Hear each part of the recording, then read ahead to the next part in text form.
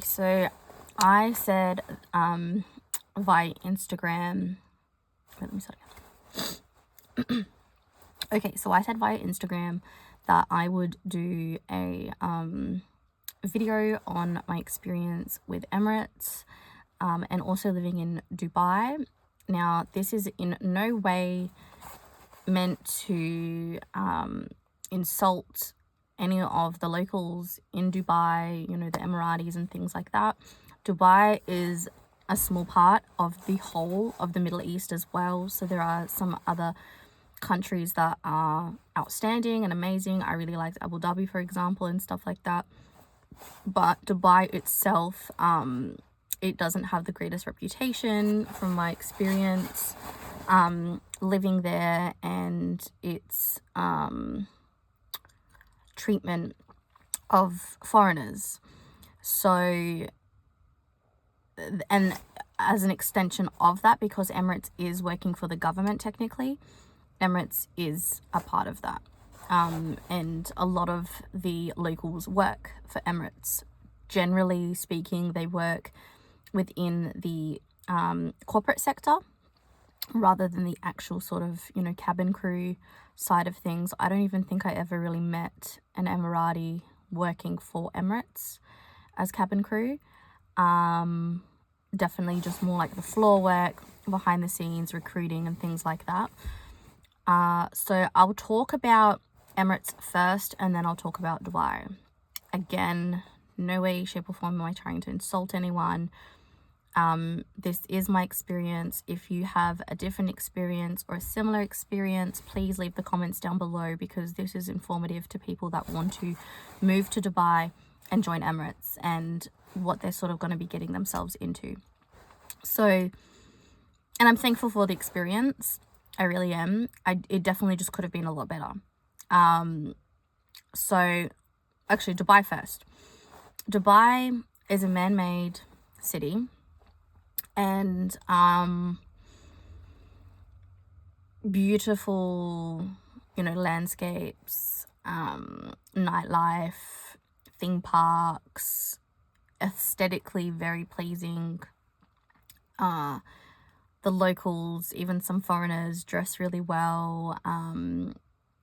The houses, which are like mansions over there, incredible hotels, all of this sort of stuff, right? Very capitalistic. What the issue is that a lot of these things are built on the backs of foreigners from places like India, Pakistan, Bangladesh, and, you know, all of these developing countries. And they're treated like scum.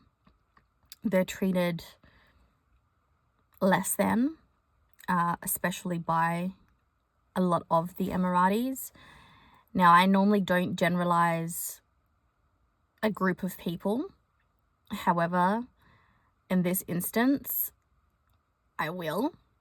They have so much money that it's evident that they don't even know what to do with it at times. But just not be kind to people. You know, they have nannies from the Philippines and they treat them terribly. I've seen this with my own eyes, and I've heard how they talk poorly. They take passports.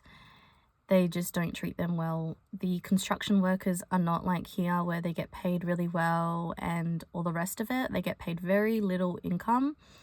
They have to work in extreme levels of heat around the clock and live in an apartment complex with multiple occupants from different parts of the world in conditions that you would not even probably put a dog in there.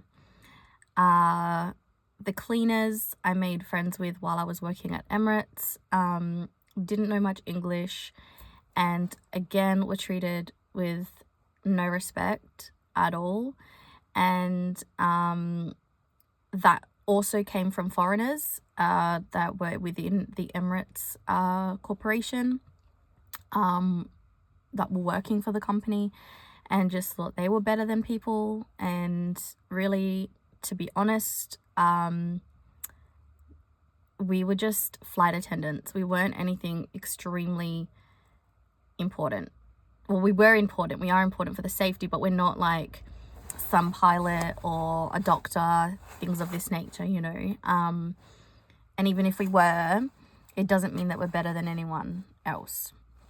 So I obviously gravitated towards the people that were in the construction and cleaning and some nannies while they were flying and stuff like that. And I, you know, tried to help a lot along the way where I could.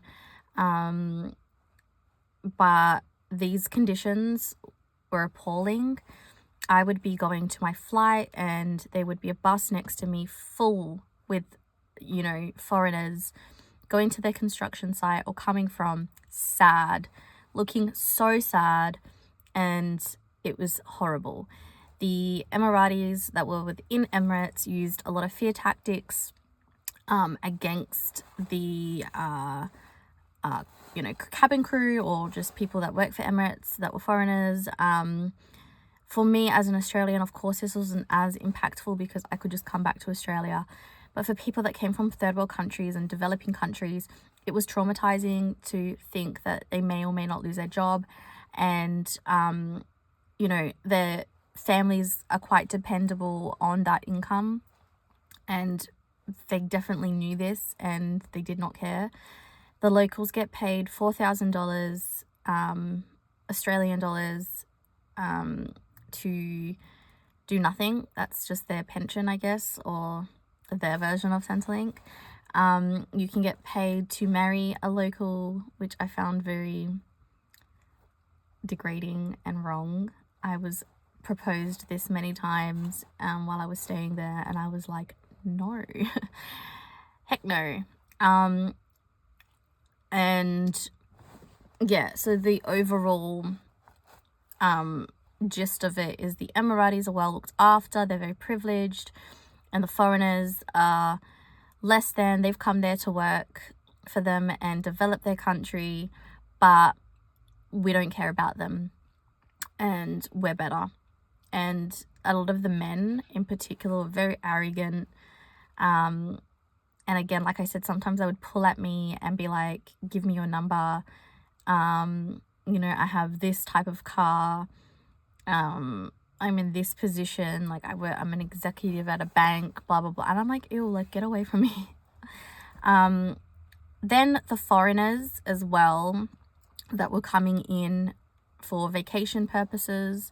Some were Saudis, in particular, that would prey on foreign women from the West, and spike drinks and do all sorts of things, assault women.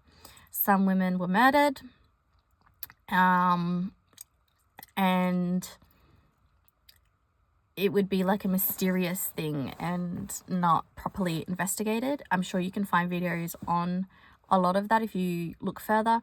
There is a lot of people unaliving themselves, both in Emirates and outside of Emirates. The crime may not be at the levels of other countries, so to speak, but that in itself of what was happening was enough for me to still be like, this is actually not the safest country in the world.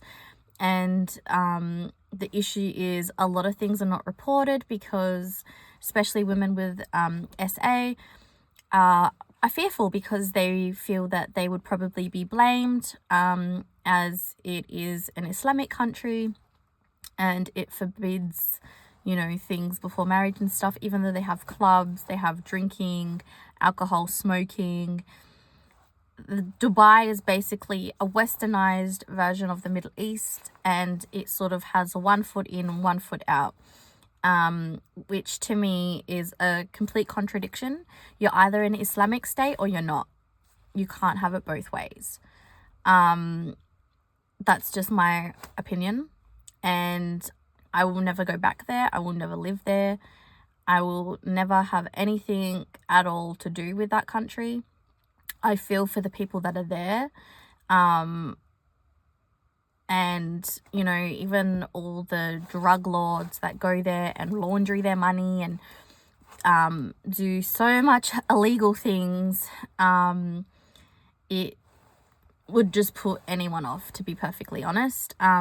It was not particularly safe in the clubbing scene, like I said, and they do tell you about this briefly in your training through Emirates, but no one really listens because you're there, you're partying, especially when you're from the UK, you're Irish, you're Scottish, some of the Americans, the Canadians, the Australians, all those westernized countries, they just don't give a damn, and they just get sloshed, and things happen. You know, people go missing, things aren't investigated properly, and yeah, like especially flight attendants unaliving themselves. This is a common thing across the board though, not just with Emirates. And it's not properly investigated. I don't see it enough in the media. And that's just my experience with Emirates itself. Some crew members you fly with are terrible, especially the cabin supervisors and the pursers, the ones that have authority and power. You were constantly told you're a junior, you're a junior, you're a junior, meaning you are after me, so I am superior to you, even though we're doing the same job and we are employed in the same area and things like that. It really pissed me off, to be perfectly honest. I never had that mentality when people were coming up after me. We're all the same, and people are lazy on flights. Sometimes they'll lock themselves in the toilets and be on their phone because you have internet while you're flying. Customers can be really intense a lot of the times. I would say I had a more of a decent experience though with the people I flew with, but at the same time I'm a very opinionated and somewhat argumentative person. If my boundaries are being crossed, or if I feel in some way that, you know, you're sort of stepping at, like, you're coming at me, I don't know how to explain it. This is something some people know about me. So I definitely found myself in a pickle sometimes in that, but equally to that, I liked the benefits of travel, the accommodation. I was lucky. I got the ensuite. They do pay for all of that. However, sometimes I did feel like I needed to be more rested, and it was really tough because sometimes I wasn't rested. I missed a flight, I think one time actually, which is really, really heavily like frowned upon, and you get a lot of trouble. You get into a lot of trouble for it and stuff. But I was just exhausted. I did a long haul flight, and they normally give you an adequate amount of rest. This one they didn't. They had a turnover flight, so I think they probably assumed that I would be able to do it. Yes, you get your roster prior, but I was really trying to get out of it the best way I could. And then I thought, oh, I'll be okay. And then when it actually came to it, I was like, I'm dead, because sometimes you don't know what type of flight you're getting with customers. These particular customers, I can't remember where we were coming from, they're very demanding. There are other ways to travel the world, which I found out, and to still make money and, you know, live in different countries and enjoy your actual experience, immerse yourself into the culture, and especially where your base is instead of Dubai. And there are other airlines, I'm pretty sure, that are probably better than Emirates as well. Their grooming standards were really high. A lot of fat shaming. Surprisingly, a lot of the like male crew members were actually straight. I think maybe because it's an Arab airline, it's a Muslim airline, because I found that really surprising. All the male flight attendants hit on you, customers hit on you.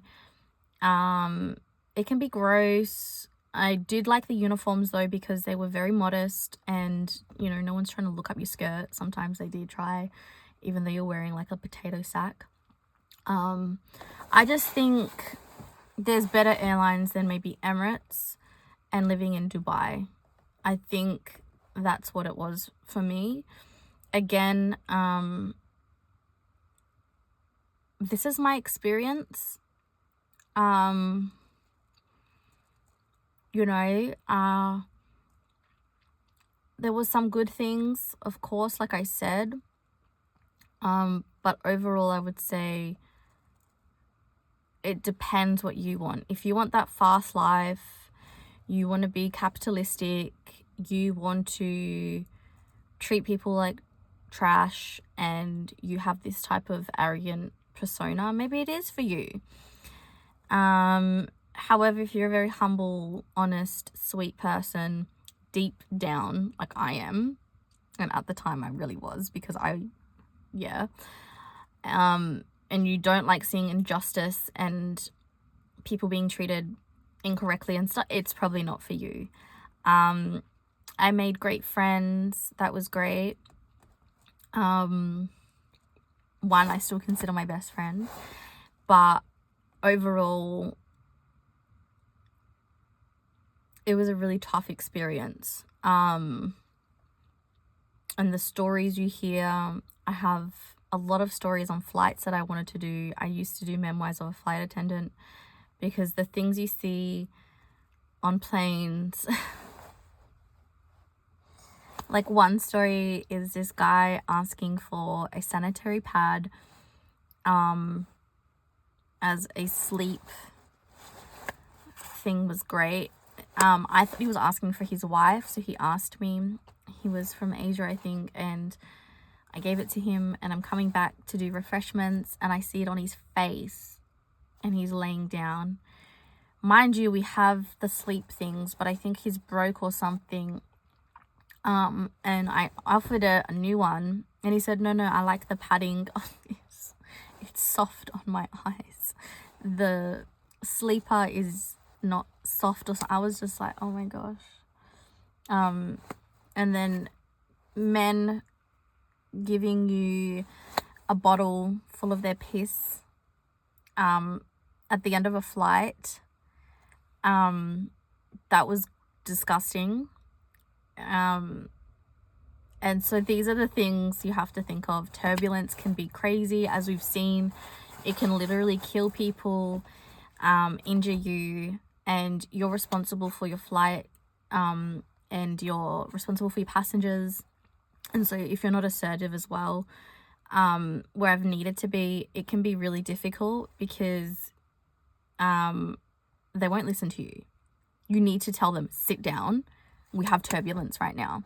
And sometimes, they think they know better or whatever, and you need to be like, no. And your cabin crew, at least in that sense, like your supervisors in person, they will back you up on that when it comes to safety, because clearly, look what's happened. People can get really injured and stuff like that. I don't know what it is with passengers.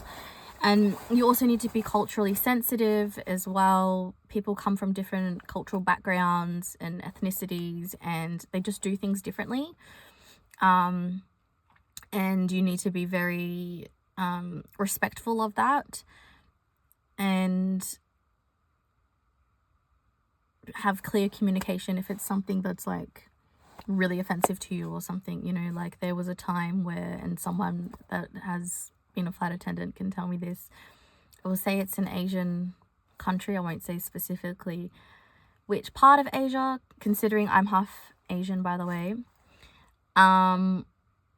where you would go down the aisle and people would spit in the bucket, and they would do this a few times and that's, to me, that's just so gross. Again, it's culturally normal for them to do this, and we need to cater to some of these things, of course, but man, yeah. So I just think the overall experience, it was quite difficult. It is relatively cheap in Dubai to a certain degree, in that sense as well. It is tax-free money. So, you know, if you go, you work, you save, and then you do something else that can be of benefit because you're not paying any rent. You do need to pay your internet bill and food. However, you get an allowance when you get to different countries. So it's not always a lot, but it's still a decent amount. So you get an allowance on top of the income that they're paying you. You get a base rate while you're doing your training. The training is probably the hardest thing I've ever done in my life. And anyone can tell you that as well. It's grueling. Like, you have to wake up very early in the morning, study really late, wake up early in the morning, study late, work. And I'm talking like 5 in the morning, 4 in the morning, because you have to get ready. You have to do your makeup. You have to do your hair. You have to make sure your uniform is ironed. There can't be any creases in it. It needs to be clean. It's very strict. And a lot of people actually got sent home. They failed the training and they got sent home. So you need to make sure you study and you do the right things. And then they let you fly for a little bit and then they test you again. And then still some people got sent home. So it's not an easy thing to go through. However, I do respect the training aspect. I do think, though, they should have had the training for a little bit longer. Just so it's not so squished in, you know, have it a little bit spread out, a bit more relaxed, for the people, you know, learning and stuff like that. I have dyslexia, so I found it extremely difficult, but I still did it. So you can do anything in life, you know what I mean? I'm studying a degree, it takes me a little bit longer, and my life experience is, like, so far has not been so, like, easy to do it, but, like, you make things happen, you know. But I just think that airline and living in that country, you really want to think long and hard about it. You do want to consider, as a woman in particular as well, your safety and where you are in your life and stuff. I was, of course, really young when I joined as well, which I'm sure a lot of people that want to join are young. But making sure that you make the right friends, you know, be aware of your money, aware of your surroundings. Don't just leave your drink. Make sure you cover your drink. Don't just make friends with anyone, like I said. Make good friends and be a good person. Be kind to the construction workers, the cleaners, things of this nature. And you can potentially make it work and stuff like that. But again, it sort of went against my values at times, and eventually that's why I left. And now, you know, I'm still doing my degree and I still will travel. I will still live in a different country. I will still do the things that I love, just differently. You know, also joining an airline overseas, there's a lot of paperwork, there's a lot of injections you need to get. So if you're, like, against injections, maybe it's not for you, because you need to get, like, heaps of injections, you know, against malaria and things like that. So that was not fun. And then you need to get injections while you're over there again as well. So you get some here and then you get another set over there. They do have an allowance for your medical, so they do look after you medically, which was good as well. Although their medical staffing and things over there weren't that great, I found. I would always try to take a flight back to Australia if I needed some sort of medications and things like that I couldn't get in Dubai as well. And I mean, now even saying that, Australia is not the best medically either. So I would even go to different countries where I made friends with people from those parts of the world, and would get them to help me and get me some sort of maybe stronger medication or something like this. And you have to check your products, because a lot of them have bleach in them, because in that part of the world they're bleaching their skin because they want to be more fair skinned, and here we want to be more tanned. Man, it's just the way the world is, I guess. But with all that being said, look, it was a great experience. I learned a lot. I had a lot of fun. And being a flight attendant as a whole it is very rewarding. I did like it and stuff like this. It was my dream job from when I was young because I've always wanted to travel. And I like the hospitality industry and stuff like that, tourism and hospitality. I still do now. What I'm gearing towards now is to teach English and to finish my degree, and potentially live overseas somewhere after I finish my degree, to then further into teaching English, which is of course another way to live overseas, and that's more where I'm going towards, rather than just like constantly traveling. I do want to have like a base, and it's not here in Australia at the moment. Australia has an influx of people coming in, and resources and housing and medical and education. Everything is just not at the standard that I would like my future family to be in. Of course, it's a great country, it is safe, it has a lot of benefits here as well, but I think as we get older, being a nomad and traveling is something that we do, and we move to different countries, and being respectful to that is really important when you go to another place in the world. But yeah, I don't know. I don't know what else. If you have any questions, please let me know. Please follow my other social media as well. I'll leave them in the description below. Thank you for being with me, and I know my channel has changed constantly, but I am really looking to boost my social media again and be more I guess up to date and available and posting and so forth. I feel I'm in a better place mentally, and what I have to offer is good, and I want to be a positive influence, hopefully, to people instead of a negative, how I was before. And yeah, so if you have any questions, if you have any requests for other videos, if you have anything else to add, please leave them in the comments below, and God bless you all. Thank you.